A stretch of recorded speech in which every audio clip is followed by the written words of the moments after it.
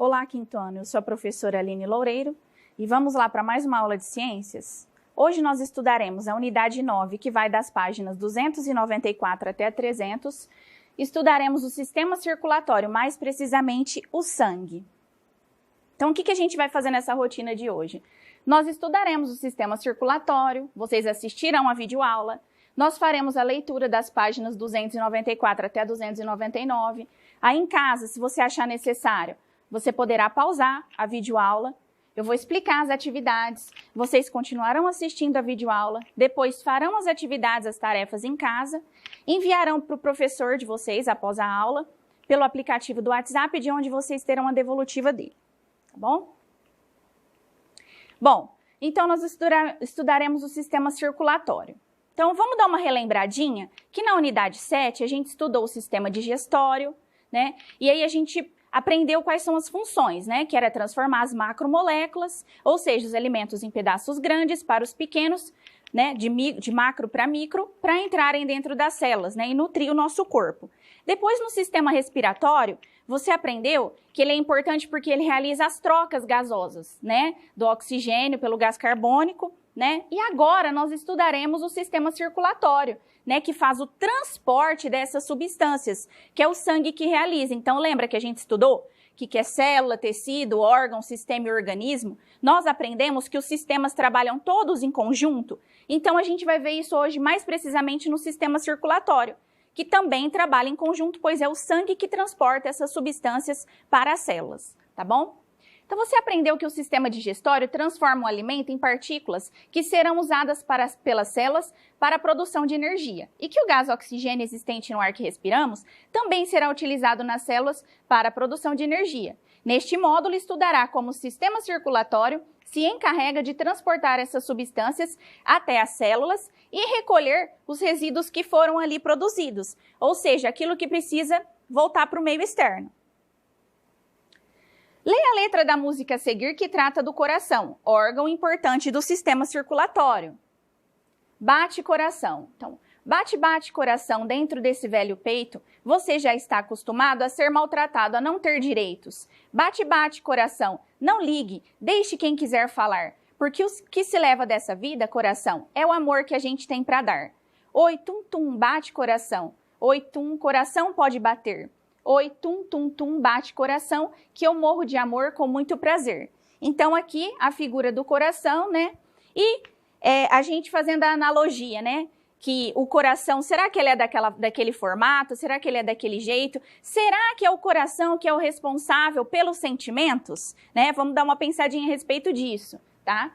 Vocês conseguem explicar esses versos? Né? A ser maltratado, a não ter direitos, é o amor que a gente tem para dar? Aqui a música, se você quiser ouvir ela inteira, você pode acessar esse link aqui, tá? E pesquisar na internet, o professor de vocês vai estar enviando também para vocês. Trocar ideias. Reflita sobre essa letra de música e responda as questões caso seja chamado pelo seu professor. Então, lá em casa, né? Não é porque a gente não está na sala de aula que você não vai refletir sobre as coisas que a gente está estudando. Então, vamos dar uma refletida. Por que você acha que as pessoas associam o coração aos sentimentos? Desde criança a gente já desenha um coraçãozinho, né? Alguns colocam uma flechinha quando estão apaixonados, né? Em que situações o seu coração bate mais rápido? Então, o que será? Será que é quando a gente gosta de alguém? Quando a gente está apaixonado? Quando a gente faz um exercício físico? Quando nós estamos amedrontados, assustados? Né? Então, vamos parar para pensar.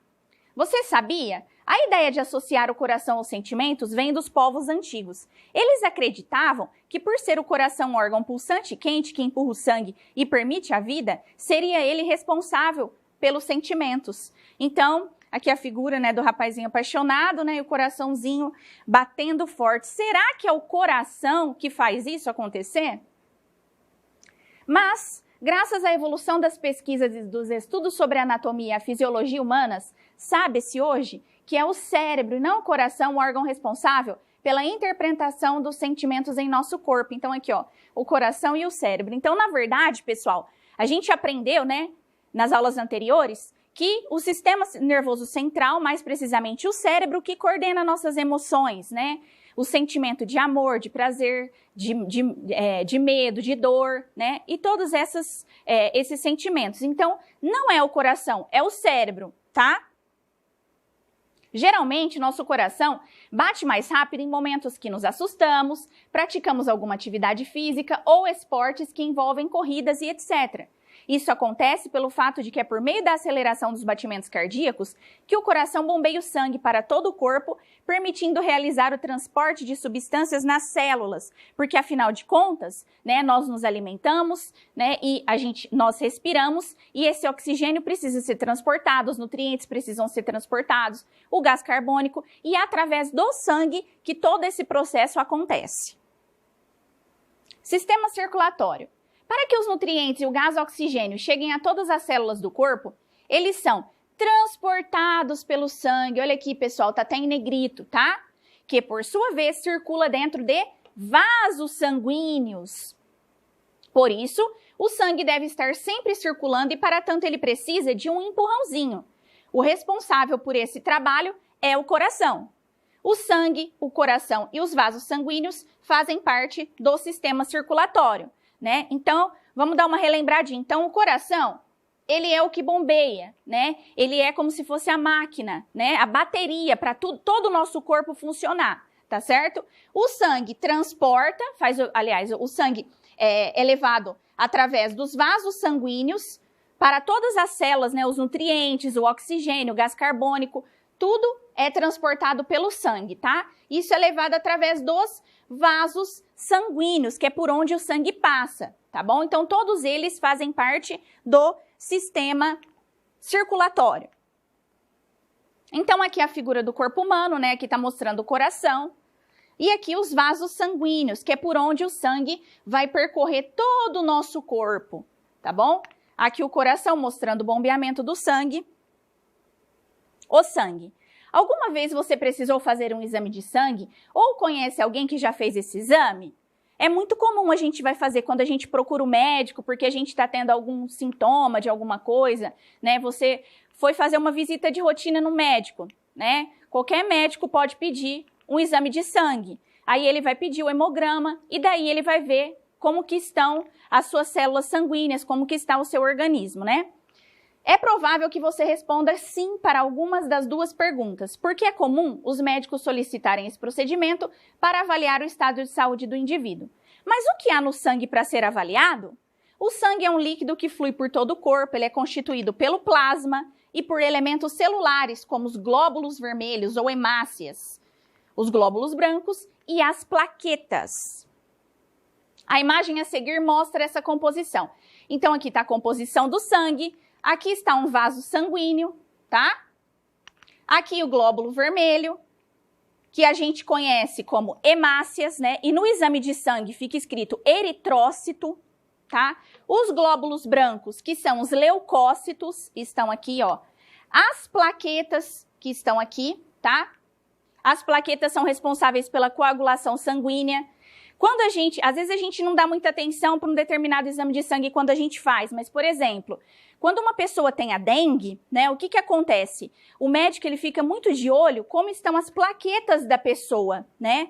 Claro que ele vê o quadro geral do indivíduo, né? Mas as plaquetas, elas são muito importantes. Por quê? Quando a pessoa tem dengue hemorrágica, a plaqueta cai muito. Então, o risco de hemorragia, como a plaqueta, quando ela é ativada, ela promove a coagulação sanguínea, então ela impede que a pessoa tenha uma hemorragia. Então, quando a gente tem dengue e que a plaqueta baixa muito, muitas vezes é necessário internar. Por quê? Porque se o indivíduo fizer qualquer esforço físico, subir uma escada, né, e de repente o médico fala para não fazer nenhum serviço de casa, a pessoa vai e faz, é necessário ela internar, dependendo do tanto que a plaqueta baixar, né, e de como a pessoa estiver, às vezes ela tem até que ir para UTI. Então, é importantíssimo quando uma pessoa tem a dengue, o médico verificar as plaquetas, e eles fazem isso, tá? E o plasma, que tá aqui, né, que é essa partezinha aqui, que contém a água, né, os hormônios, os nutrientes, tá bom? Continuando. Mas essa composição não é percebida sem equipamentos adequados. Então, no laboratório, existe um equipamento chamado centrífuga. O que ele faz? Ele fraciona, ele separa os componentes do sangue, né, para que o biomédico, né, lá no laboratório, veja qual é a composição, né, se tá tudo bem, se ele tá com a quantidade correta de hemácias, né, e o restante. Então, o plasma tem que ter aqui 55%, os glóbulos brancos e as plaquetas 4%, e os glóbulos vermelhos 41%.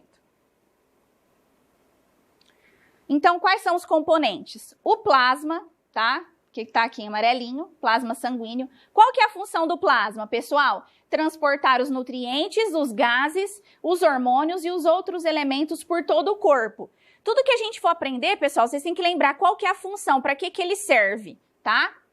E qual que é a característica dele? Ele é a parte líquida do sangue de cor amarelada. É composto por cerca de 95% de água. Nele estão dissolvidos substâncias como proteínas, sais minerais, hormônios e glicose. Glóbulos vermelhos ou hemácias, que lá no exame de sangue vai aparecer como eritrócito, né? Qual que é a função delas? Transportar o gás oxigênio para as células. Olha o formato da hemácia, quando ela não está assim, ó, redondadinha, bonitinha, o que que acontece? A pessoa está com algum problema, tá? Característica. São as células mais numerosas do sangue, ou seja, quando o indivíduo ele está saudável, quais são as células que tem que existir no corpo no sangue da pessoa em maior quantidade? As hemácias, tá bom? Que são os glóbulos vermelhos. Elas contêm um pigmento rico em ferro chamado hemoglobina, que dá a cor vermelha. É a hemoglobina que carrega e distribui o gás oxigênio por todo o corpo, tá certo? Glóbulos brancos, aqui está a representação de um glóbulo branco. Qual que é a função dos glóbulos brancos, né? Dos leucócitos? Fazer a defesa do organismo contra a presença de invasores, como bactérias e vírus. Eles formam a frente de batalha do nosso organismo. Quando nós entramos em contato com algum vírus, com alguma bactéria, com algum patógeno, né? Com algum micro-organismo capaz de provocar alguma doença no seu organismo, é acionada a frente de batalha, que são os nossos anticorpos, tá certo? Eles têm formatos variados, são células maiores que as hemácias, mas existem em menor número que estas, tá? E eles são acionados à medida que é necessário, tá? Então, para cada, por exemplo, a gente diz que o anticorpo é uma célula que o nosso corpo produz mediante a chegada de um patógeno, né? De um antígeno, que é um corpo estranho, tá? Então, para cada antígeno, existe um anticorpo específico para defender o seu organismo, tá? Que a gente chama de ligação chave-fechadura. Para cada fechadura não tem uma chave, né? Então, a mesma coisa. Para cada antígeno tem que ter um anticorpo específico, tá certo? E as plaquetas, tá? Que é a representação artística da plaqueta. Qual que é a função dela? Participar da coagulação do sangue. Lembra que eu falei da dengue? Né? Quando uma pessoa tem dengue hemorrágica, a plaqueta baixa muito e corre risco de ter uma hemorragia. Então, o que que a plaqueta faz? Ela age interrompendo um sangramento causado por um corte ou um machucado. E quais são as características das plaquetas? São os menores componentes do sangue formados por fragmentos de células. Então, lembra que a professora Aline conversou com vocês desde a primeira aula de ciências? Tudo no nosso corpo tem uma função, tem uma característica e tem uma importância específica, lembra disso? Tudo trabalha em conjunto, tá? Tudo. Bom, primeira questão aqui. Em que componente do sangue estão os nutrientes? Né? Aí você pode dar uma voltadinha lá, que você vai ver onde que tá os nutrientes, né? Aí a 2. Aliás, a resposta aqui dá 1. Os nutrientes estão dissolvidos na parte líquida do sangue, o plasma, tá? Já tá aqui, a professora já colocou para vocês. Na 2, ao colocarmos uma gota de sangue em uma lâmina e fazermos a observação por meio de um microscópio óptico, ampliando a imagem 400 vezes, podemos ver as células sanguíneas. Observe a imagem e responda as questões. Então, aqui está o microscópio. Olha que célula que ele colocou aqui, né? Célula avermelhadinha. O que será que é isso aqui? Né? Então, quais são as células sanguíneas observadas? Isso mesmo, são os glóbulos vermelhos ou as hemácias, tá? As hemácias, pessoal, elas são células anucleadas, ou seja, elas não têm núcleo, porque a função delas é transportar os gases, tá? Oxigênio e gás carbônico, tá? E aqui, ó, glóbulos brancos e as plaquetas. Então, o que que ele está observando aqui? Quais são as células que a gente está vendo que estão aqui? Tem as células vermelhinhas, tem as células amarelinhas aqui, tem as branquinhas. Então, glóbulos vermelhos, glóbulos brancos e as plaquetas, certo? B. Em um indivíduo com bom estado de saúde, quais células sanguíneas estão presentes em maior número? Então, lembra que a professora falou para vocês que haverá um maior número de células se o indivíduo estiver saudável? Quais seriam elas? Os glóbulos vermelhos, né? De onde vem o sangue? Você sabia que as células do sangue nascem e morrem? Lembra que a gente falou que toda célula, ela tem o seu período, né? Ela nasce, ela morre, né? E ela cumpre o seu papel, né? As células sanguíneas são produzidas na medula óssea, um tecido líquido e gelatinoso, conhecido popularmente por tutano, localizado dentro dos ossos longos. Então, veja as imagens a seguir. Então, vamos ver o que são ossos longos. São os ossos cujo comprimento é maior que sua largura e espessura. O húmero, o rádio, a una, né? O fêmur, a tíbia e a fíbula são os ossos longos, tá? Então, o húmero, o rádio e a una são do membro superior, tá? A tíbia e a fíbula e o fêmur são do membro inferior, tá? Então, aqui estão os vasos sanguíneos, aqui os ossos e aqui onde fica a medula óssea, tá? Representação artística de um osso seccionado, sendo possível localizar um trecho da medula óssea e os vasos sanguíneos. Então, a gente vê ali onde estão. E aqui tá, ó, no osso, a medula óssea, né, que fica lá no centro, tá? Aqui tá mostrando no interior de um osso bovino. Por meio de pequenos vasos sanguíneos, a medula óssea recebe os nutrientes necessários para a produção das células do sangue. Quando estão formadas, elas passam para os vasos sanguíneos, substituindo aquelas que estão encerrando seu ciclo de vida, que não dura mais que 120 dias. Mas alguns fatores podem interferir na produção das células sanguíneas. Isso ocorre, por exemplo, quando um indivíduo tem alimentação deficiente em nutrientes, como ferro, a vitamina B12 e o ácido fólico. Nesse caso, há uma queda na produção de hemoglobina e de glóbulos vermelhos no corpo, desenvolvendo a anemia. Então, uma pessoa pode ter anemia se tiver os seguintes sintomas: cansaço, indisposição, sonolência, palidez, falta de ar e dores de cabeça. E ainda, pessoal, mais precisamente nas mulheres, né? Como a menstruação ela também retira, né, do nosso corpo muito ferro, o que acontece? Às vezes, na maioria das vezes, as mulheres elas têm mais predisposição a ficarem anêmicas por conta disso, tá? Então, o que a gente tem que fazer? Nós temos que incluir na nossa alimentação os alimentos ricos em ferro, em vitamina B12 e ácido fólico. Se ainda assim a pessoa fizer o hemograma e ainda tiver com a ferritina, né, com ferro baixo, o que ela tem que fazer? Ela tem que, às vezes, entrar com uma suplementação. Lembra de quando a gente trabalhou lá a vitamina D, né, do sol? E aí a professora comentou com vocês que, às vezes, a pessoa ela pode até tomar os 15, 20 minutos de sol diariamente, naquele horário que a gente pode fazer isso, mas ainda assim, o corpo de algumas pessoas não vai produzir a vitamina D suficiente para que o corpo funcione bem. Então, o que tem que fazer? Suplementar, tá? A mesma coisa do ferro. Atividade 2. Durante uma consulta médica, uma pediatra suspeitou que a criança estivesse com anemia. O que a pediatra pode ter notado para essa suspeita? Então, o que a gente falou anteriormente? Cansaço, falta de ar, né? Palidez. Então, os sintomas mais comuns são cansaço, indisposição, sonolência, palidez, falta de ar e dores de cabeça. Mas, pessoal, isso são sintomas. Quem vai averiguar através do exame de sangue é o médico. Nós não podemos nos automedicar. B. Que exame essa médica teria de solicitar para diagnosticar a anemia? Os médicos solicitam o exame de sangue, né? Se o quadro de anemia fosse confirmado, qual das imagens feitas a partir do microscópio representaria a amostra de sangue da criança? Explique sua opção. Então, vamos observar a imagem 1, né? A imagem 1 tem uma maior quantidade de glóbulos vermelhos do que a imagem 2? Tem, né?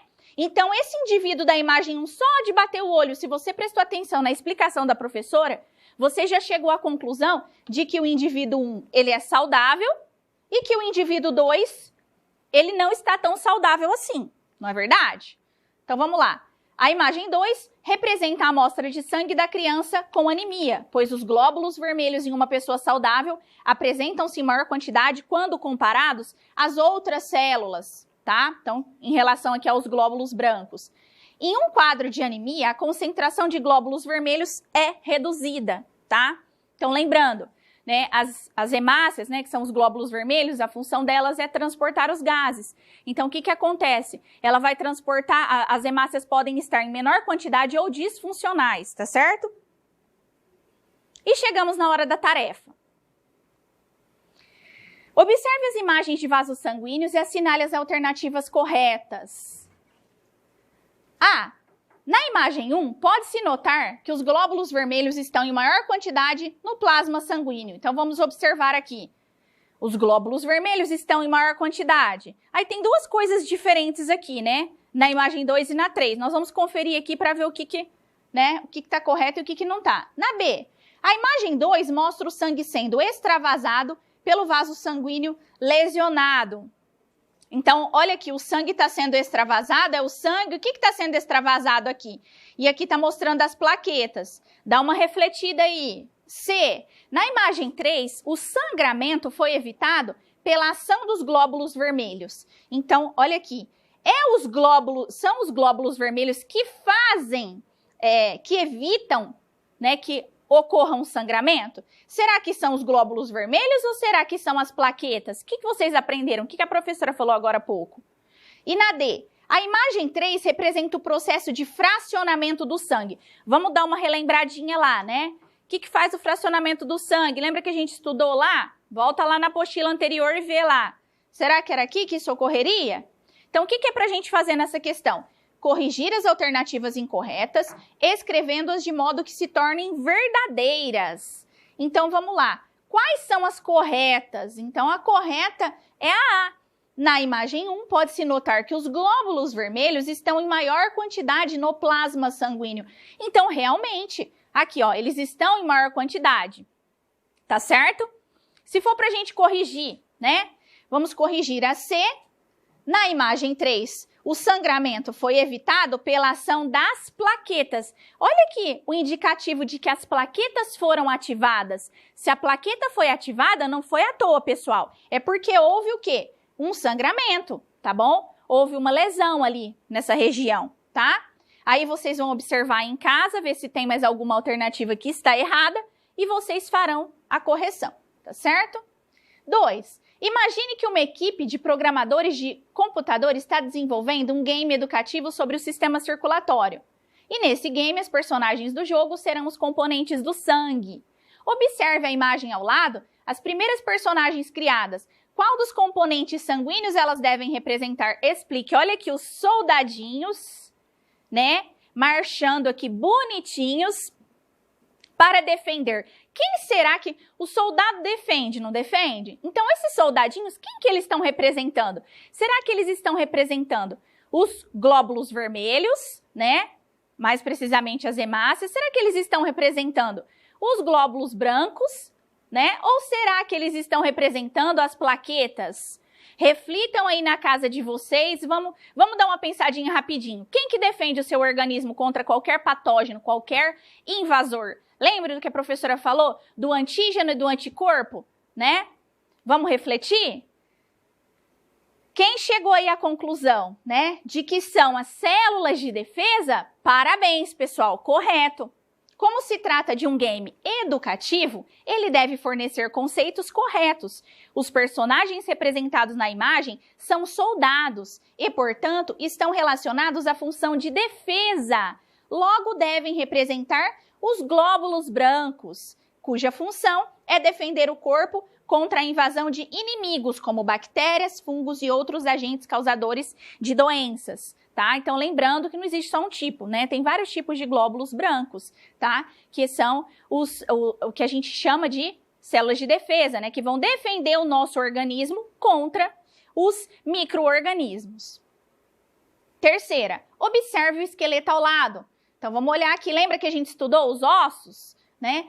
Localize os ossos longos do membro superior. O húmero, o rádio e a una. A una já está aqui. Então, A gente pode observar aqui, onde será que estará o húmero, né? Aqui já está o rádia una. Então, o húmero, qual que é aqui? Só ficou faltando um, né? E aqui embaixo, é para a gente localizar do membro inferior, né? Ou seja, da perna. Então, o fêmur, a tíbia e a fíbula. Qual já está aqui? A fíbula, né? Então, lembrando, o maior osso do corpo humano, qual que é? O fêmur, né? E o outro osso, né, que fica aqui ao lado da fíbula é quem? A tíbia, né? É só relembrar e escrever aqui, tá bom? E na B, tá escrito assim, a pergunta, né? Escreva 3 funções importantes dos ossos longos para o organismo. Lembra que a gente viu lá que eles são responsáveis por produzir as células sanguíneas? Então, os ossos longos são importantes para sustentação, né, que eles sustentam o nosso corpo, a movimentação do corpo, a mobilidade. Além disso, apresentam em seu interior a medula vermelha, responsável pela produção de células sanguíneas. Olha que legal, né? Então, o sangue, além de sustentar, ele produz as células sanguíneas, tá certo? Então, aqui é só vocês completarem esses 3 pedacinhos que a professora já até falou, né? Bom, então, a nossa rotina de hoje, né? Nossa aula chegou ao fim. Então, o que nós fizemos? Nós estudamos o sistema circulatório, que é o sangue. Vocês assistiram a videoaula. Nós fizemos a leitura das páginas 294 até a 299.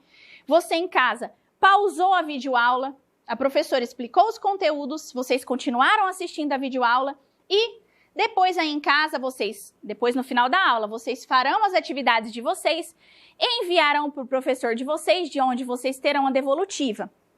Tá certo? Pelo aplicativo do WhatsApp. Pessoal, não deixem de fazer, não vamos desanimar, tá? O ano não acabou, tá? Esse ano tem um monte de coisa legal que a gente está aprendendo. Nós estamos fazendo o máximo aqui por vocês, tá? Morrendo de vergonha e tudo, porque a gente nunca tinha feito isso. Mas nós estamos aqui por vocês e tem uma equipe muito grande por trás, maravilhosa, nos ajudando, tá bom? Então vamos estudar, vamos levar a sério, tá? O estudo é para a vida inteira, tá bom? A gente, né, para os pais aí, nós aqui professores, nós somos professores, estaremos com os filhos de vocês 1 ano e vocês estarão a vida inteira com os filhos de vocês, tá certo? Então a gente está plantando a sementinha, mas quem vai colher no futuro são vocês, tá? Então, é isso, pessoal. Até a próxima.